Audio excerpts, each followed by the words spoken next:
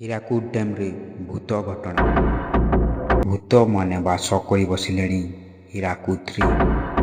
ହୀରାକୁଦ ବନ୍ଧ ମହାନଦୀ ଉପରେ ଅବସ୍ଥିତ। ଏହି ଡ୍ୟାମ୍ ତିଆରି ବେଳେ ଅନେକ ଗାଁ ଗଣା ମନ୍ଦିରମାନେ ବୁଡ଼ିକି ରହିଯାଇଛି ଓ କେତେ ଲୋକଙ୍କ ମୃତ୍ୟୁ ମଧ୍ୟ ହୋଇଯାଇଛି ସେହି ଡ୍ୟାମ୍ରେ। ରାତି ସମୟରେ ଡ୍ୟାମ୍ରେ ଭୂତମାନଙ୍କୁ ଦେଖିବାକୁ ମିଳିଥାଏ। ମାଛ ଧରାଳି ଲୋକମାନଙ୍କୁ ଓ ତାଙ୍କ ସହିତ ଅନେକ ଘଟଣା ମଧ୍ୟ ଘଟିଯାଇଅଛି। ସେଥିମଧ୍ୟରୁ ମୁଁ ଗୋଟିଏ ସତ୍ୟ ଘଟଣାକୁ କାହାଣୀ କହିବାକୁ ଯାଉଛି, ଶୁଣନ୍ତୁ। ସବୁଦିନ ଲୋକମାନେ ମାଛ ଧରା କାର୍ଯ୍ୟ କରିଥାନ୍ତି ଡ୍ୟାମ୍ରେ। ଗୋଟିଏ ଦିନର କଥା। ଗୋଟିଏ ପରିବାରର 2ଟି ଲୋକ ରାତିରେ ମାଛ ଧରିବା ପାଇଁ କଥା ହେଲେ ଓ ରାତି 10ଟା ବେଳେ ମାଛ ଧରିବା ପାଇଁ ବାହାରି ପଡ଼ିଲେ। ରାତ୍ରି ସମୟରେ ସେ 2 ଜଣ ଡ୍ୟାମ୍କୁ ଯାଇ ମାଛ ଧରା କାର୍ଯ୍ୟ ମଧ୍ୟ ଆରମ୍ଭ କଲେ।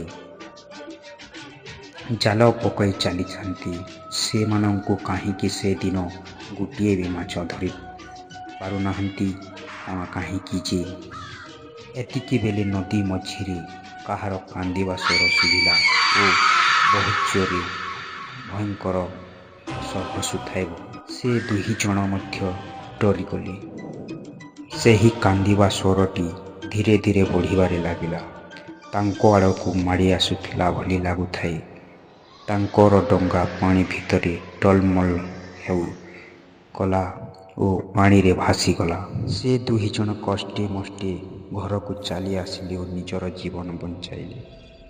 ଆଜି ପର୍ଯ୍ୟନ୍ତ କେତେ ମୃତଦେହମାନଙ୍କର ଆତ୍ମା ଘୂରି ବୁଲୁଛି ଏହି ଡ୍ୟାମ୍ରେ ଓ ଅନେକ ଘଟଣା ମଧ୍ୟ ଘଟିଯାଇଅଛି ଏବେ ପର୍ଯ୍ୟନ୍ତ।